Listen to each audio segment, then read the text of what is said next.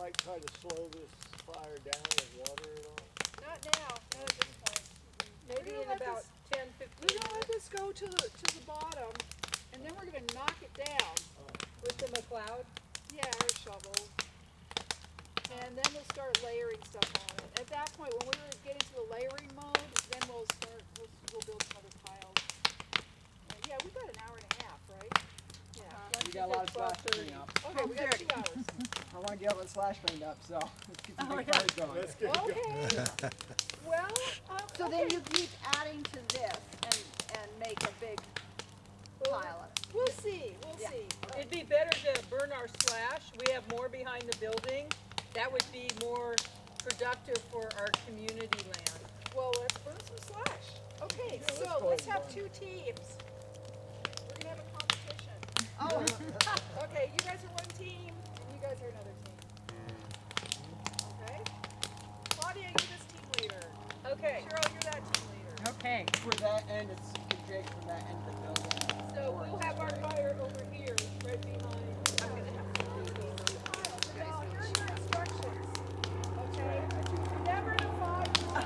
When it comes to slash draging. This is different material. You're not gonna be able to make a rig with this. This is more like the grape pruning pile, right?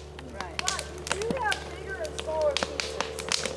So think about that. You know, you want some of the bigger pieces on the bottom just for structure and the smaller on top. So, and there's not a huge variation. If we had some 6-inch logs, that wouldn't work with this pile. Because you're just not going to generate enough heat. If you got 6-inch logs you want to char, you want all your logs to be 6 inches. Right? Does that make sense? Because you'll have enough material to generate the heat. So the range of sizes is okay here. So just use what you learned and make a nice open pile with bigger stuff on the bottom, smaller on the top. Make sure it's stable so it won't fall over once it gets going. So are we thinking anything of circumference, like the diameter? Well, we're Pretty much all looks like that. So we would take this and put it on the bottom if possible. Already on the bottom. Yeah. Well, we don't have to move a thing, team. We're There you ahead go. of the game. So, Right. do you want all, We need more do you want to do material. like That's this, or do you want we have all the sticks going the same way? Or can they be all different? So we're gonna have a prize for the biggest pile. biggest pop. Okay, so we're still going in the same direction. Yeah.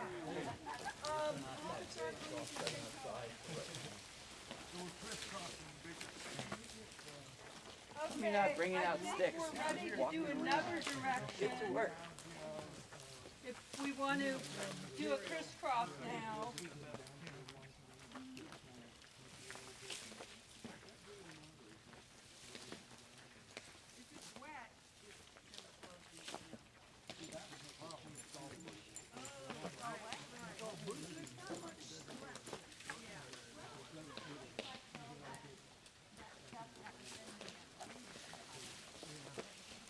Coming to you on wide load. Is it something that's a problem that you want to fix or you need to?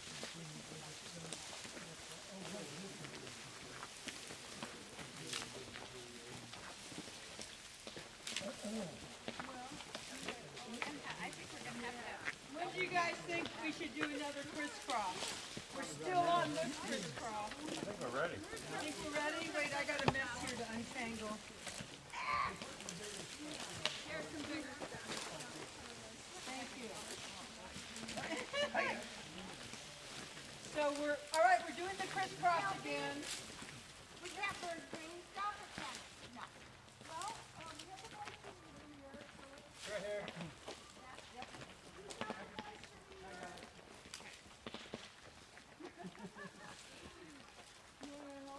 So our crisscross is this direction now. These are dry.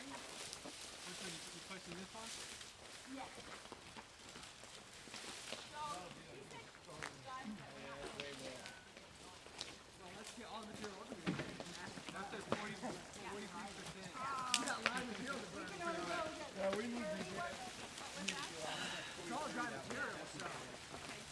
Kelpie, what's the high end of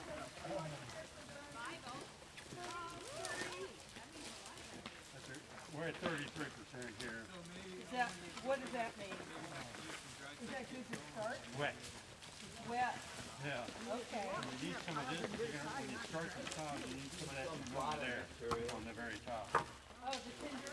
Yeah, over there. Okay.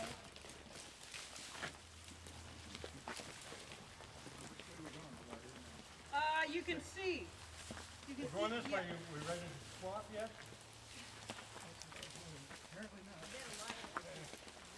Let me pull this off, excuse me.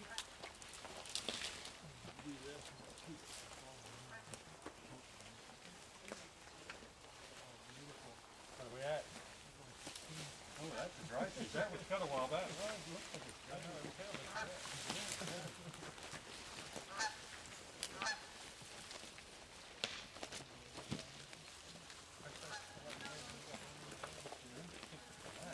Do we want to ask how our height looks for our teacher's opinion? There you go. Oh. Kelpie, what do you think? Should we go higher? I don't know. I mean, we don't want to set the forest on fire. Yeah, we do. We don't want a lot of embers going around. No, I think, That'll take at least about an hour to go, so. you know what I really like about this pile? You just see how big stuff, how many times. Accidentally. Where it came from. Already got our big one down. Okay, so what do you think about this being done or not? I think we should start putting some really brushy stuff on top of it. You don't have big stuff, so. Thank you.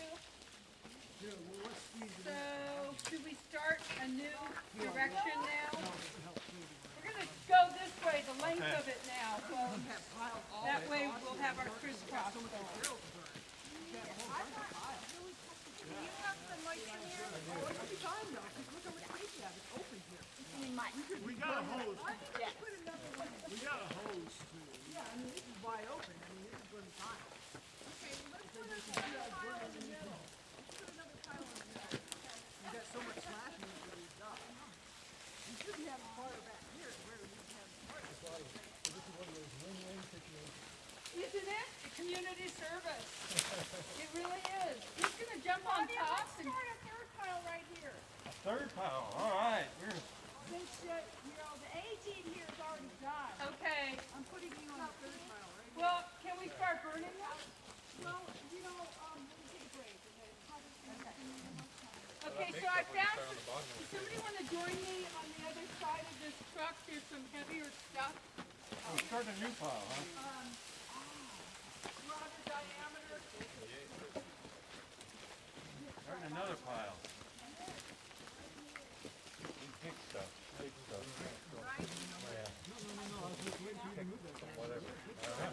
Okay, right about here. Here's some bigger stuff, guys, for the bottom.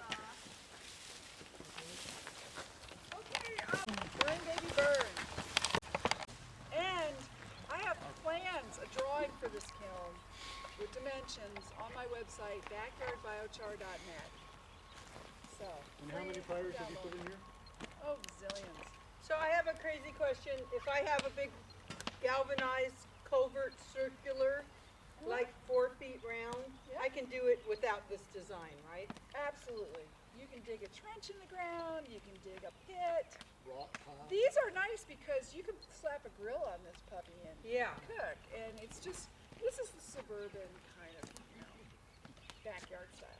So, see how we're all done here, pretty much. Now there's some, you can feel there's some that aren't charred. You do a lot of things by feel. But at this point, what we do is, there's enough heat in there, hopefully, to char the last few things on the bottom.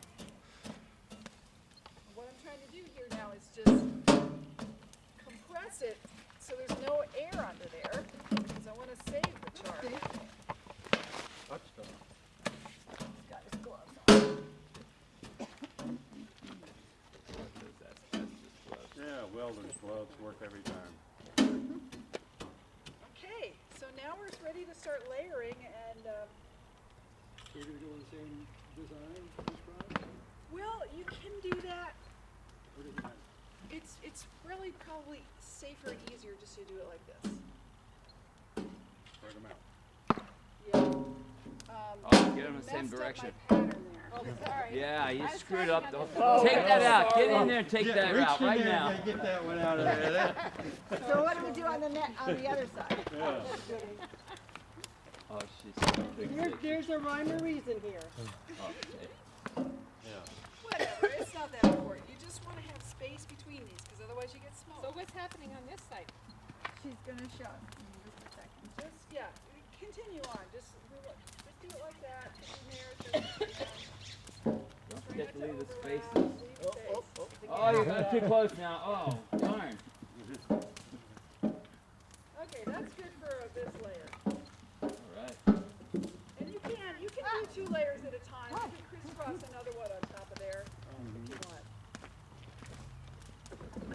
But we're trying to keep it even, so it goes even. Okay, so go ahead and do a whole other layer. Keep going. The crisscross.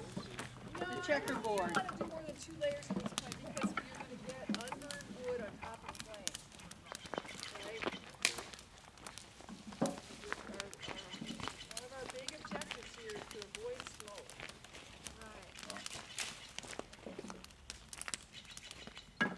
Okay. Yeah.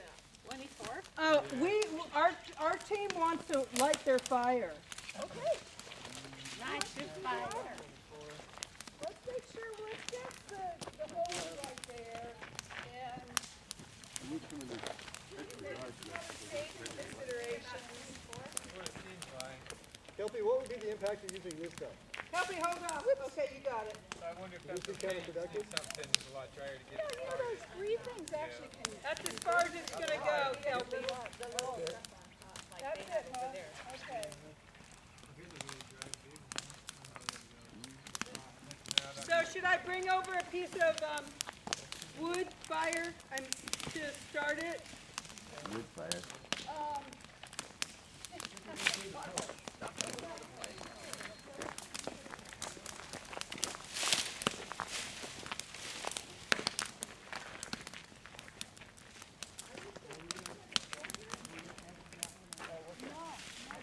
I brought this over.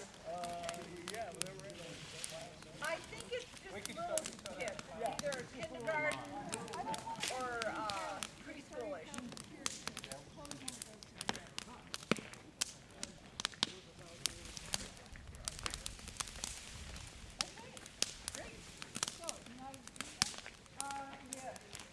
It's all ready. I want to uncoil this.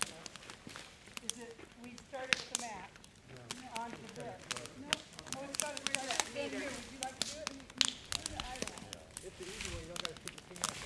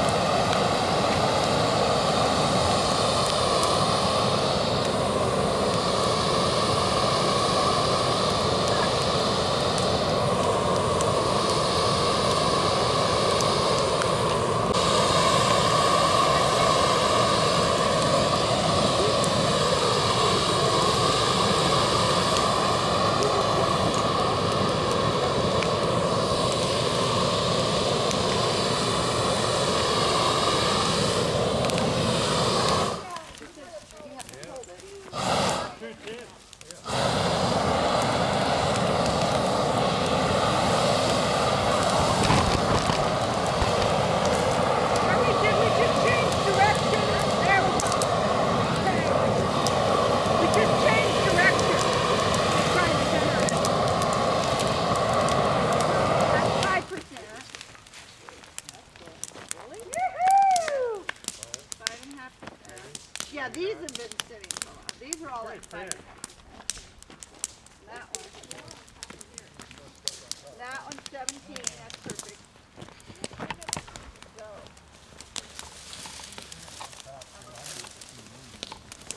So everybody, we're learning.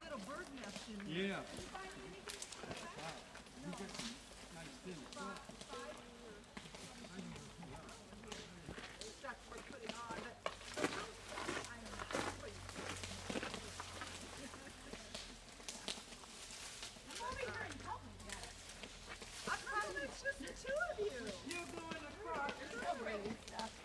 Perfect.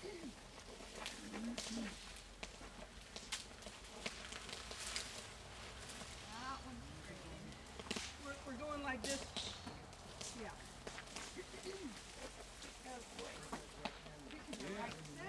Bringing that over. And I like the way you brought it over in one direction. It makes it easier to pile. I can move my truck, you can put another pile here. Yeah, you're gonna have to. You want to try the ignition again? No, what am I doing? Oh, stand on it? Oh. You know, you don't really need to smash the middle of the pile, just the top.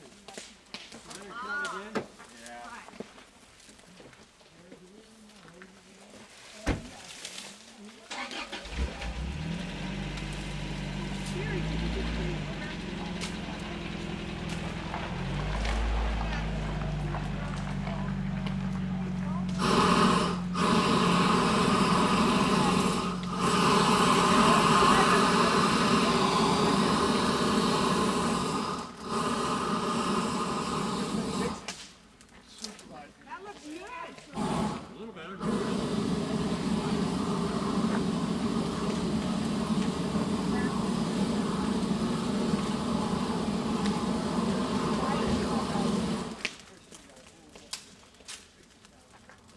Oh, please. Yeah, I don't know.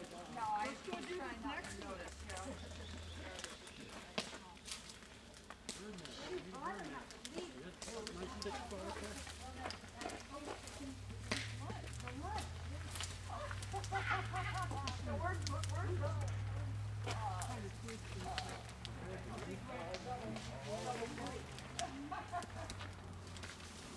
So anyway, not yet. Here. I should just put this in my pocket.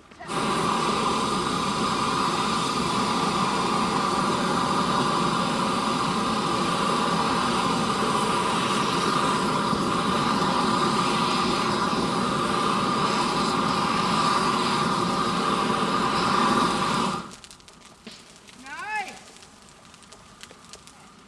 Thing is, you want it all the whole top to be lit, not just the center. So, which is one reason for making smaller rather than bigger piles.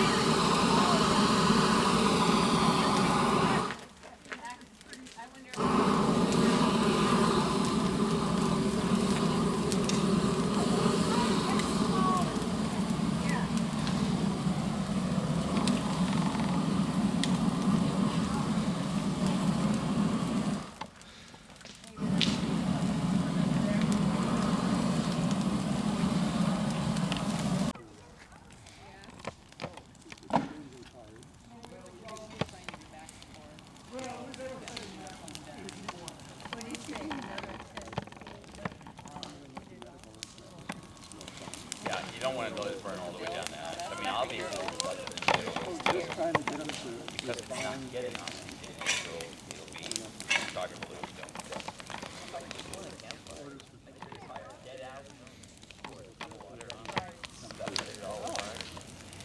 So do you prefer to use your charcoal and ashes in compost or directly use the soil?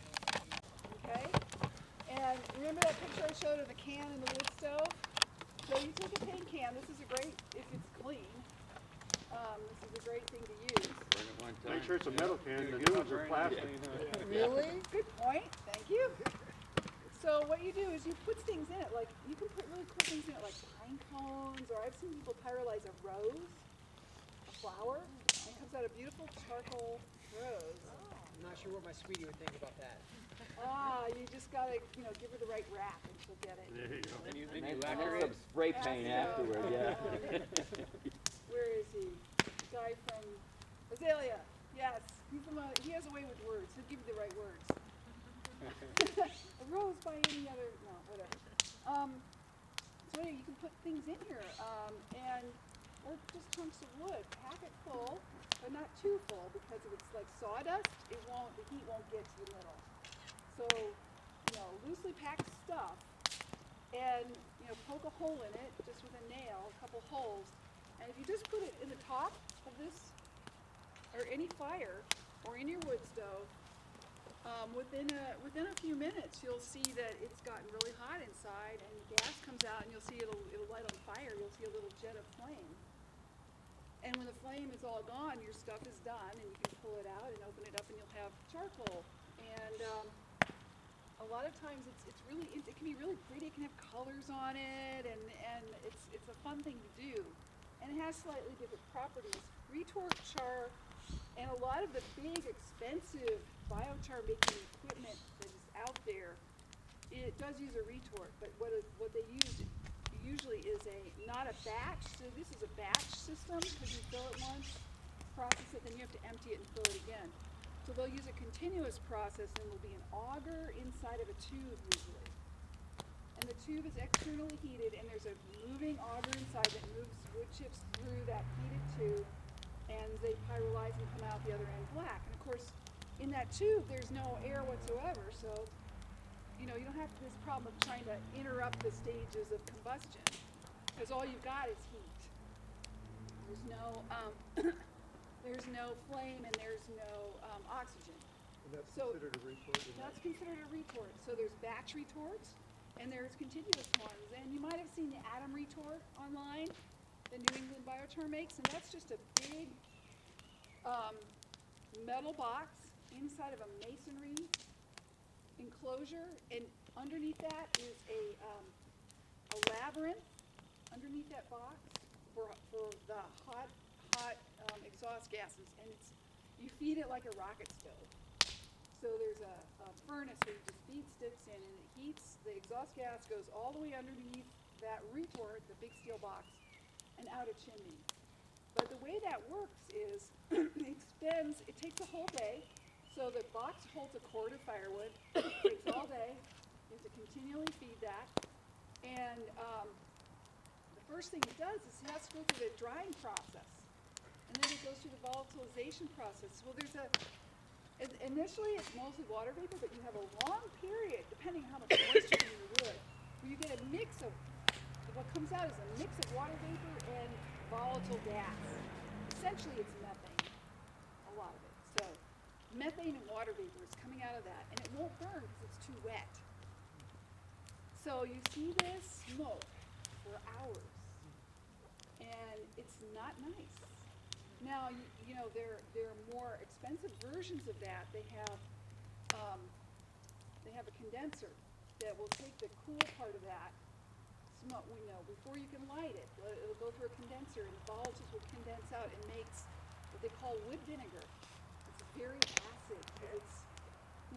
It's the chemicals that are in the wood, and it's acid, so they call it wood vinegar. And those chemicals are actually really interesting. They have a lot of uses. Plants actually see them as plant food in the right amount. If you dump a lot of it on, it'll kill plants. But if you dilute it a whole lot, it can be really, really good for promoting plant growth. And if you dilute it a little bit less, it can be a good pesticide, an organic pesticide. So there are a lot of uses for those chemicals. Yeah. So you were talking about chimneys and I'm curious about my wood need another stove layer. and making charcoal in my wood stove. Here's my one question. When I'm banging on my wood stove cleaning it, I've got creosote char coming out. Yeah. Is that too dangerous and too strong? That is nasty. That's tar. Right. So, you know, back in the couple of centuries ago, before petroleum products, there was a whole industry that was called wood distillation, and they made chemicals. You know, they did this pyrolysis in retorts, exactly like what I'm talking about. But their main objective wasn't the char; it was actually the chemicals. Because they used them in dyes and printing inks and all kinds of. Is that how you got turpentine? Yeah, that's part of it. I'm not really sure exactly how. So the back to my turpentine- question about the creosote. That just goes in a toxic disposal area. I cannot compost that. Is that correct? Well, I'm not so sure. I just don't know. I think you have to be really careful. I wouldn't put it in regular compost. There's probably ways to break it down. But I don't know. There's probably some remediation experts that would have a good idea. Yeah, because I'm just trying to figure out if I can make charcoal in my daily wood stove heating during the winters. Yeah. And I know that you can, and it But sounds isn't like that you need a creosote? temperature gauge to distinguish the proper temperature to process. Is that correct? No, I don't think so, because it gets hot enough, there's no question about that. So if you're making it in a retort, there's no issue at all, because it's completely protected from any creosote. Well, I'm saying in my wood stove, Yeah, like I showed. which is not a retort, right?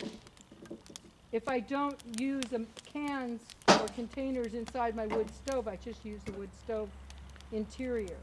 Well, once you shut it down, Right. then it's not a retort. So there's another way of making char, which is the traditional way, where you take a big giant pile of wood, you light one end of it on fire, and then you cover the rest of it in dirt, and the fire moves through really slowly. It takes days or weeks sometimes, and slowly smolders. But that's not my wood stove. Well, it's kind of like what happens with your wood stove. So I'm just Because trying to get clear You've on, already got the wood burned, Okay. partly burned, and then you shut it down. You shut off all the air. The Okay. residual heat is enough to char it. But you can tell by looking at it. Somebody asked about this. How do you tell if it's charred enough? So first of all, I'll almost, and except in the case of extreme tar, most of this char, this is going to be variable. Some of it's ashy, some of it's maybe not quite burned all the way through. If you put it in compost, it'll take care of anything, any chemicals generally. all of this. Creosote's another matter, because that's condensed at high temperatures, so that's another thing. But in terms of unburned wood in the char pile, it's not a problem if you compost it. If you put too much ash, directly in soil, it'll get alkaline. Well, I'm talking about composting, yeah. Yeah, so this is all perfectly safe to put in your compost. Now, as far as judging how well charred it is, does it break apart easily? Yeah. This is charred except this stuff in the center. And Almost it looks will like break wood. down. It's brown. It will break down. It just Yeah, takes a little but longer, this is right? something you don't really want to put a whole lot of this directly in soil, and the reason for that is this brown wood, we call that torrefied. So that's a stage between drying and charring is torrefaction.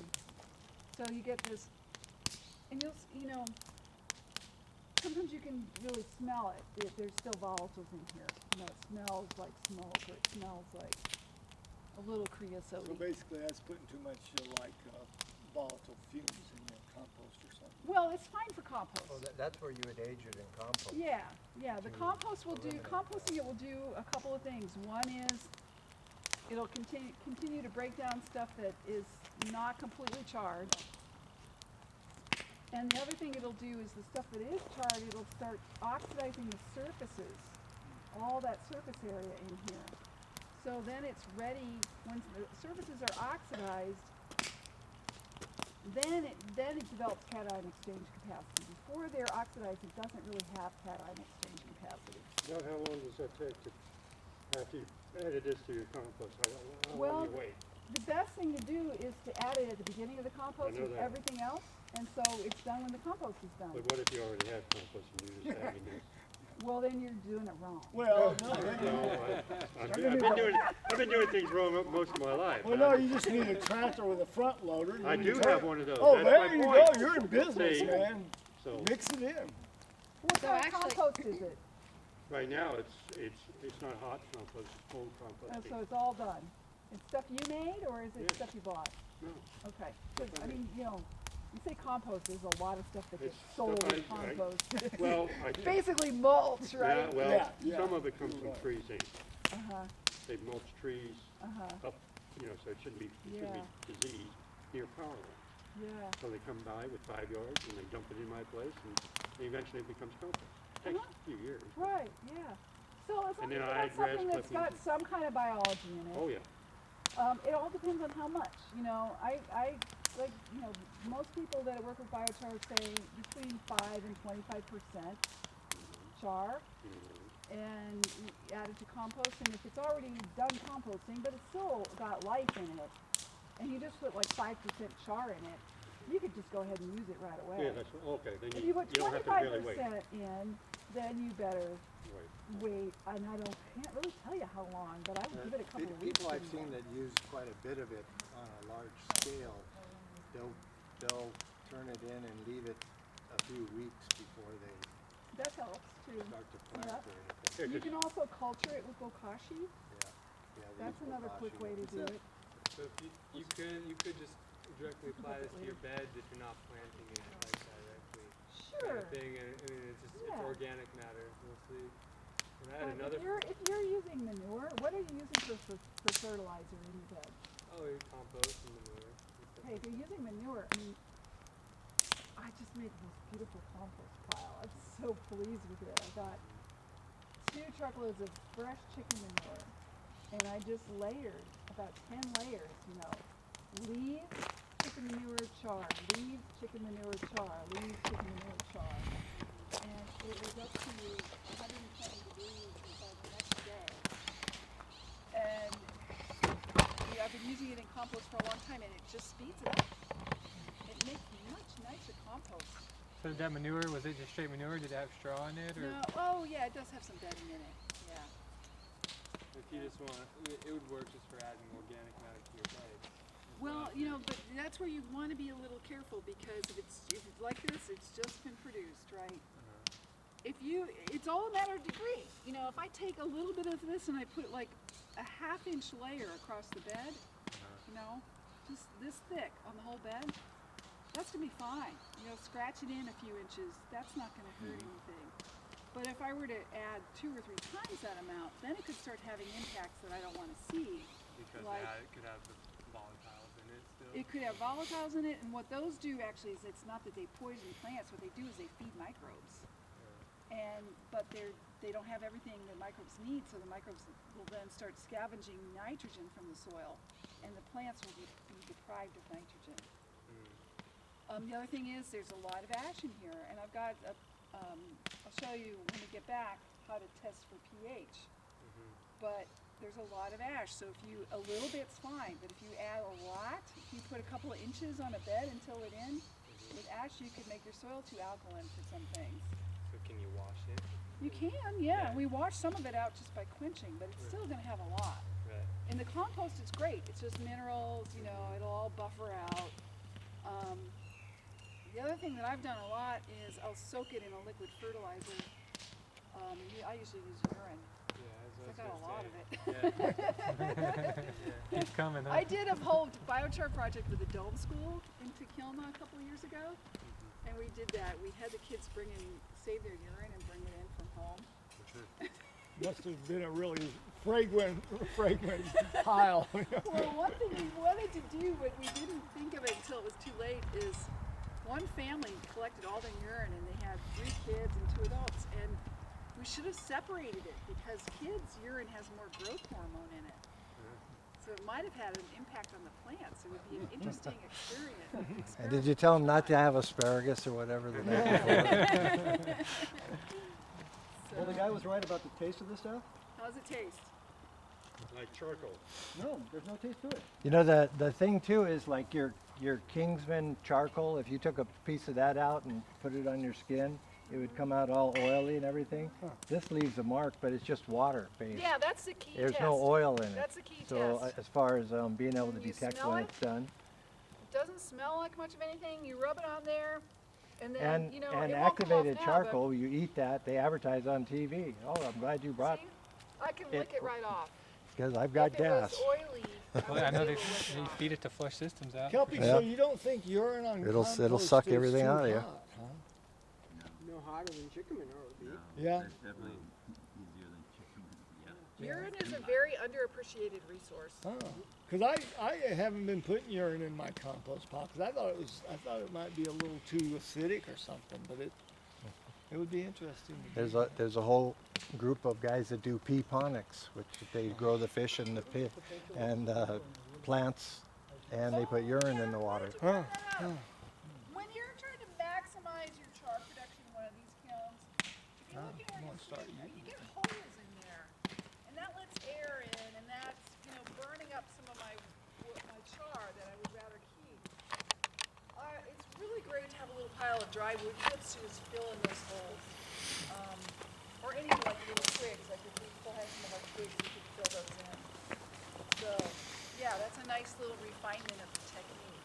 And that would go for a big kiln or, you know, even one of these, you know. I mean, you could keep that going by continuing to add fine stuff, like we were doing actually.